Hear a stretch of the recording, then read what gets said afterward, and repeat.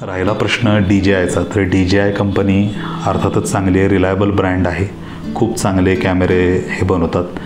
पण याबरोबरच या ॲक्शन कॅमेरा सेगमेंटमध्ये आधी सांगितल्याप्रमाणे GoPro लीडर आहे. आता सध्या त्यांचा GoPro 12 नावाचा कॅमेरा सुरू आहे. त्यानंतर DJIचा Osmo Action 4 हा कॅमेरा सुरू आहे. इन्स्टा म्हणून प्रसिद्ध कंपनी, इन्स्टामध्ये तर 3-4 प्रकारचे चांगले चांगले कॅमेरे आहेत. एक तर त्यांचा 360 डिग्री शूटिंगचा कॅमेरा आहे, म्हणजे सगळ्या बाजूनं शूटिंग करणारा आहे. त्याचेही काही वापर आहेत. मोटो व्लॉगिंग करताना किंवा ट्रॅव्हल व्हिडिओ करताना त्याचाही उपयोग होऊ शकतो. 30-40 हजारच्या घरात किमती आहेत. त्याच्यानंतर त्याला काही ॲक्सेसरीज पण नंतर घ्याव्या लागतात 5-10 हजार रुपयाच्या. त्यानंतर इन्स्टा Go 2, Go 3 नावाचे पण एक छोटे कॅमेरे आहेत. अक्षरशः म्हणजे खिशामध्ये तुम्ही तो पूर्ण सेटअप ठेवू शकता आणि शूटिंग करू शकता. त्यात पण बऱ्यापैकी चांगलं शूटिंग येतं, पण ओव्हर हिटिंग वगैरे त्याचे पण इश्यूज आहेत.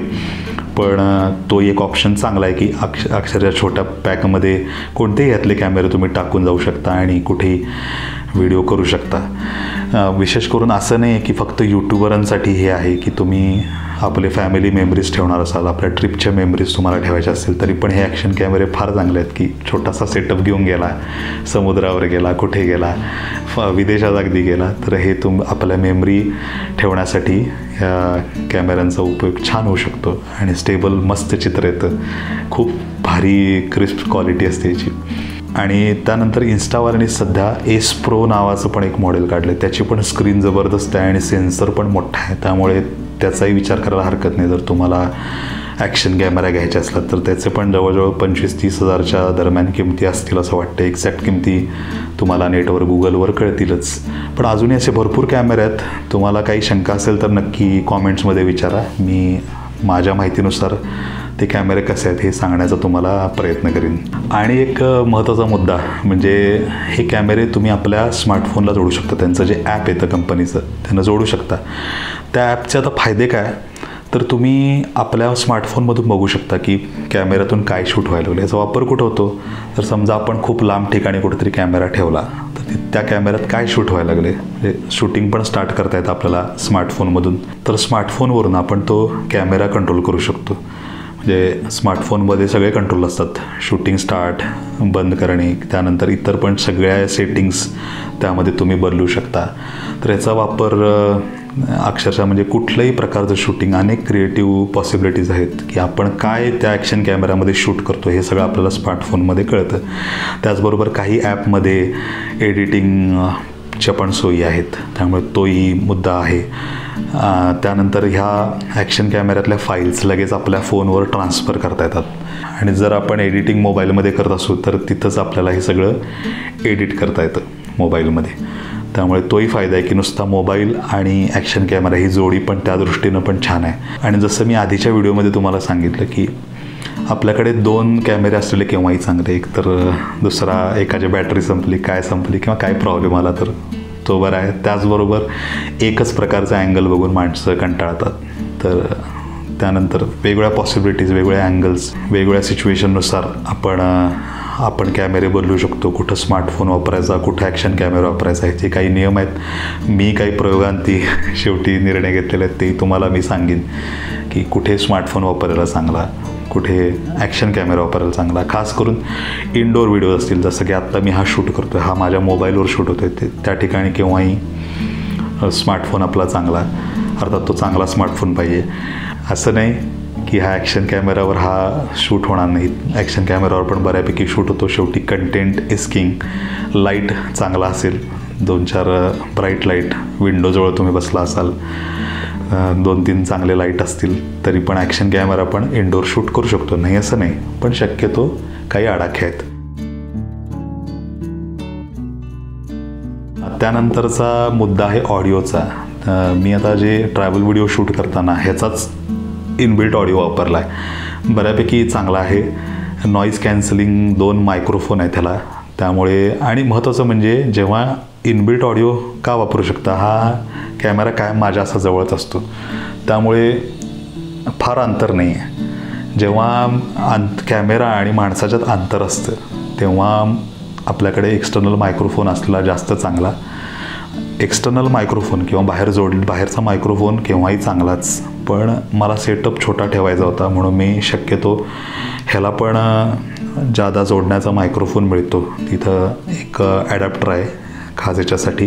त्याला ॲडॅप्टर जोडून तुम्ही एक्सटर्नल मायक्रोफोन ह्याला अटॅच करू शकता. म्हणजे 3.5 mm जॅक वगैरे असतो त्याला.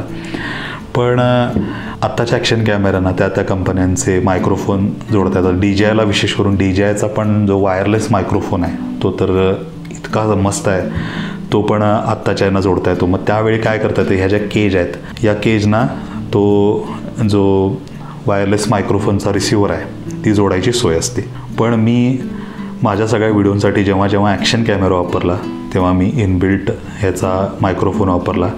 10-12 dBनं मी ह्याचा आवाज वाढवायचो एडिटिंग सॉफ्टवेअरमध्ये आणि तो बऱ्यापैकी चांगला व्हायचा आणि त्याला नॉईज वगैरे पण जास्त नाही आहे. त्यामुळे खूप चांगला ऑडिओ रेकॉर्ड झाला. माझे बरेचसे ट्रॅव्हल व्हिडिओ तुम्हाला लक्षात आला असेल. महत्त्वाचं म्हणजे हे सगळं मायक्रोफोन जोडा वगैरे ही भानगड राहत नाही. सेटअप कॉम्पॅक्ट राहतो. आता राहिला प्रश्न ॲक्सेसरीजचा. ह्याला ॲक्शन कॅमेराला तुम्ही अनेक प्रकारचे ॲक्सेसरीज घेऊ शकता. आता मी दाखवल्याप्रमाणे हा ट्रायपॉड ही त्याची ॲक्सेसरीज आहे. छान वापरता येतो. कुठेही तुम्ही असा माउंट करून ॲक्शन कॅमेरा ठेवू शकता. असं सेट करून तुम्ही टाईम लॅप्स वगैरे पण वापरू शकता. टाईम लॅप्स म्हणजे तो फास्ट दिवसाची रात्र झालेली दाखवतात किंवा अनेक लोक ये जा वगैरे करताना दाखवतात, त्याला टाईम लॅप्स म्हणतात. तर ते टाईम लॅप्स वगैरे असे सेट करून तुम्ही घेऊ शकता. अनेक ट्रायपॉडचे उपयोग आहेत. ट्रायपॉड केव्हाही चांगलाच. आणि मुळात ह्याला इनबिल्ट जरी स्टॅबिलायझेशन असलं ॲक्शन कॅमेराला तरी ट्रायपॉडमुळे अधिक चित्र स्टेबल होतं, अधिक त्याला स्थिरता येते. त्यामुळे ते बघायला आणि छान वाटते आणि प्रोफेशनल वाटते. आणि धरायला केव्हाही चांगलाच. नुसता असा कॅमेरा धरण्यापेक्षा असाही धरता येतो इथं खाली या ॲक्शन कॅमेरा माउंटला.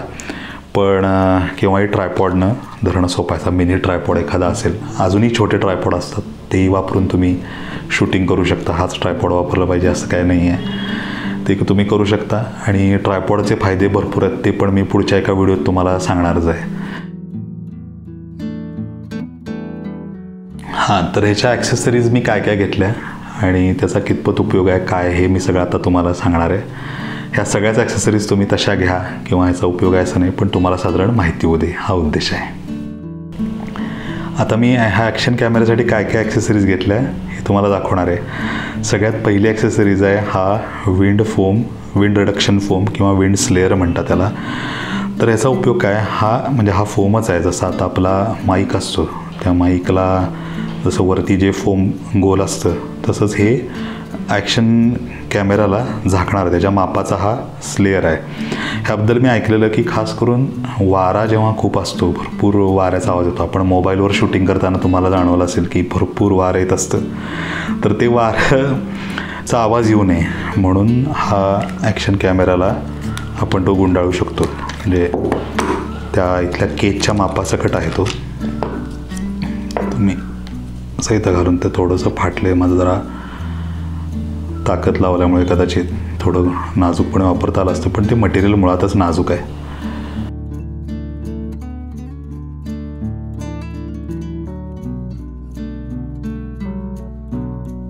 तर असे ही त्याचं कवर आहे.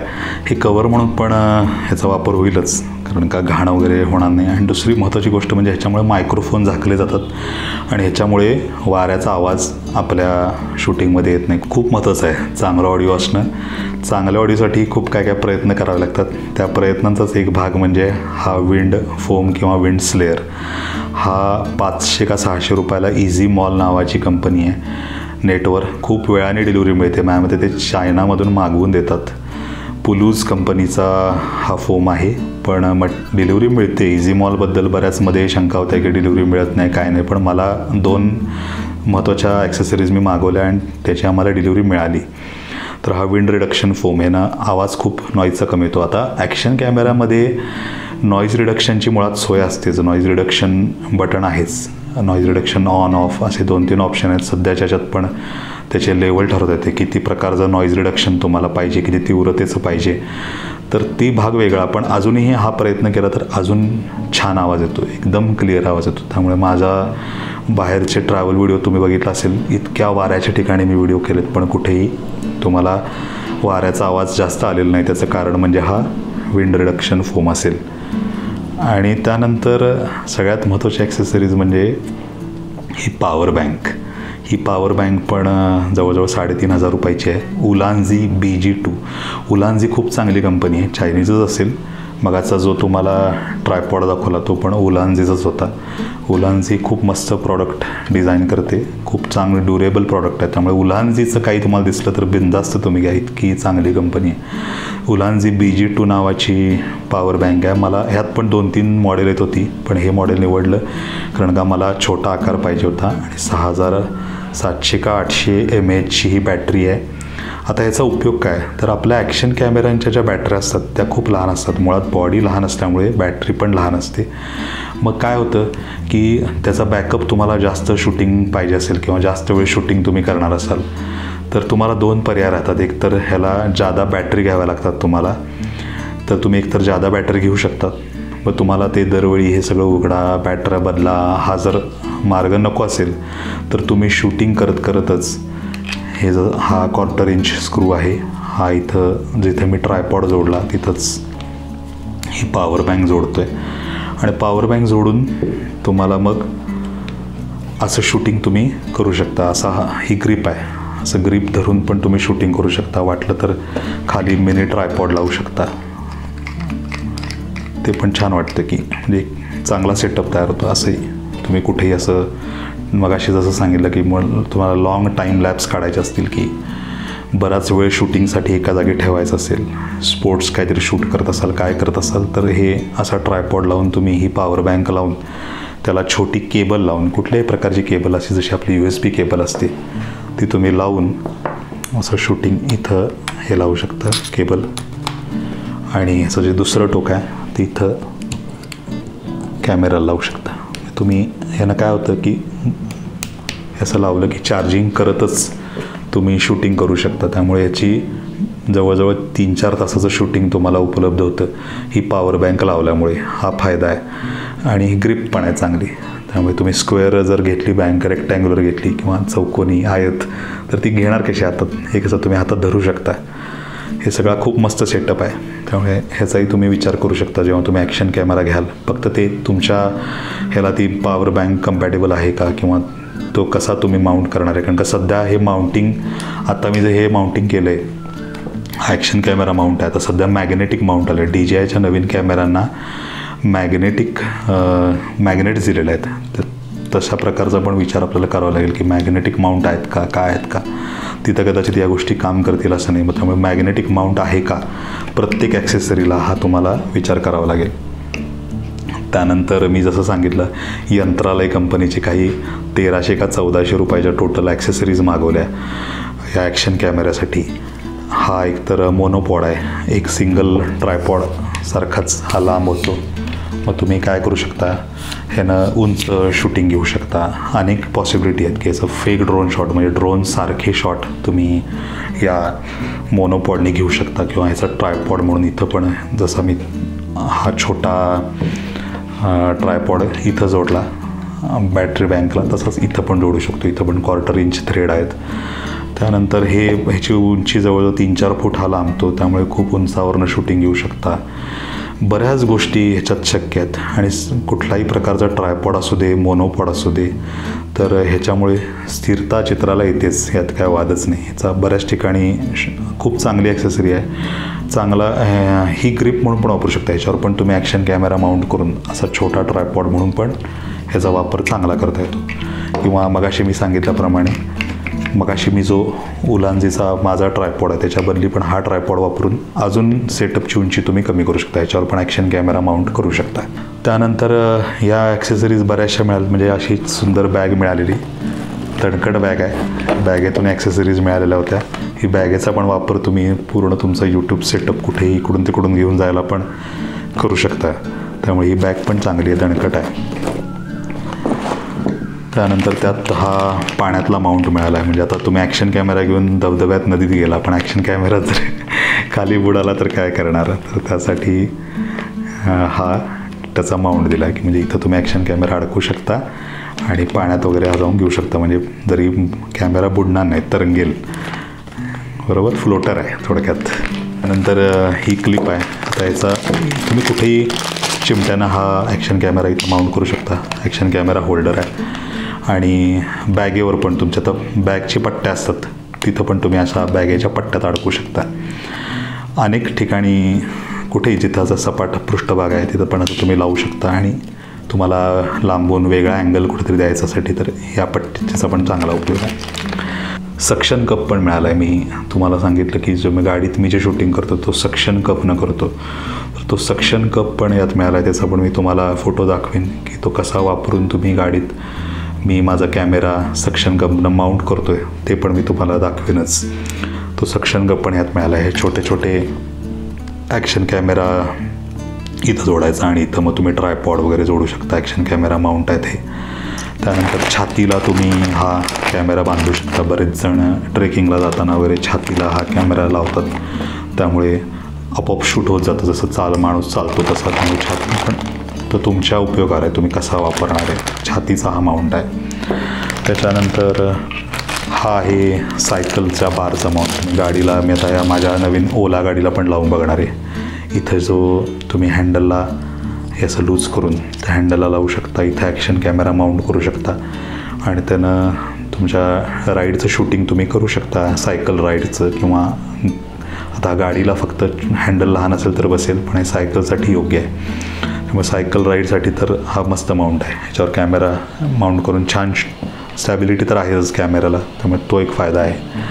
त्यानंतर हा रिस्ट माउंट आहे. तर तुम्ही इथं घड्याळासारखं बांधू शकता हा माउंट पट्टी, आणि तिथं हा कॅमेरा लावून तिथं काही वापरत तुम्ही काहीतरी एखादं काम करता, काय करता तुम्हाला दाखवायचं असेल तरी करता येईल.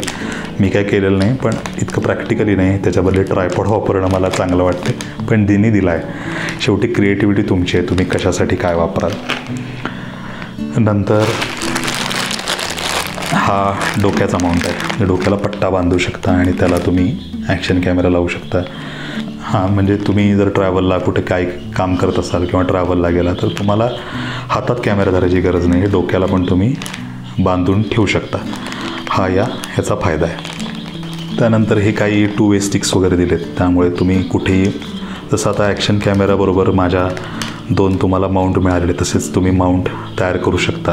ही 2 वे स्टिकनं तुम्ही कुठेही कॅमेरा तात्पुरता माउंट करू शकता, जेणेकरून तुम्हाला वेगवेगळ्या अँगल्स मिळतील. त्यामुळे या 2 वे स्टिकचा पण वापर आपल्यावर आहे. हेल्मेटला पण तुम्ही चिकटवू शकता, कपाटाला एखाद्या सांदी कोपऱ्यात कुठेतरी लावून कायमचा ठेवू शकता. डॅश कॅमेरा म्हणून वापरू शकता गाडीमध्ये. बऱ्याच गोष्टी आहेत. एकंदर आजचा व्हिडिओ खूपच मोठा झाला आहे, पण ही माहिती सगळी द्यायची होतीच. अजूनही भरपूर माहिती देता येईल. अजूनही खूप अनुभव मी गोळा केलेले आहेत. सगळंच मला माहिती असं नाही, पण अनेक गोष्टी सांगता येतील. त्या पुढच्या व्हिडिओमध्ये जेव्हा जेव्हा योग येईल, जेव्हा जेव्हा तसा प्रसंग येईल, ते सांगण्याचा प्रयत्न असेल. तुम्हाला काही शंका असतील तर बिनधास्तपणे कॉमेंटमध्ये विचारा आणि मी नक्की माझ्या परीने त्याची उत्तर देण्याचा किंवा त्याचा व्हिडिओ करण्याचा प्रयत्न करीन. भेटूया पुढच्या व्हिडिओमध्ये. धन्यवाद.